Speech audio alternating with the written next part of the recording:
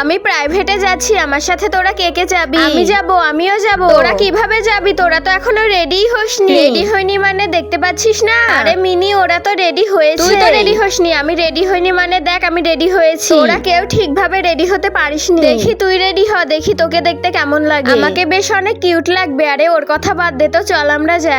আরে সরি আপু, আমি দেখতে পাইনি, সরি। ইটস ওকে, আমি কিছু মনে করিনি। ঢং দেখলে বাঁচি না। এখানে তুই ঢং করার কি পেলি? আজব, ও আমার বইগুলো ফেলে দিয়েছিল তাই তুলে দিল। এখানে ঢং করার কি আছে? আফরিন তো ঠিকই বলেছে। না ঠিক বলে। তুই সবসময় আজে বাজে কথা বলিস কেন? এজন্যই তো আমার রাগ উঠে। ঠিক আছে, আমি আর তোদের সাথে থাকবো না, তোরা একাই থাক। তোদের সাথে আর আমি কথাও বলবো না। আরে মিলি, তুই হাসছিস কেন? তোদের দুজনকে দেখতে একেবারে জোকারের মতো লাগছে, তাই আমার হাসি পাচ্ছে। ওইসব বাদ দে, এই নে এই চকলেটটা খা। ঠিক আছে দে, খাচ্ছি। কি বললি আমরা জোকার? তুই কত বিশ্ব সুন্দরী যে আমাদের জোকার বলছিস? আমি বেশ তোদের থেকে অনেক সুন্দরী, তোদের সাথে আমার তুলনা করা যায় না। তাই এইসব ফালতু কথা বলতে আসিস না। বন্ধুরা, তোমরা যদি তোমার মাকে ভালোবেসে থাকো আর এই ছবিটিকে সুন্দর মনে করে থাকো, তাহলে ভিডিওতে একটি লাইক করে চ্যানেলটি সাবস্ক্রাইব করে দাও।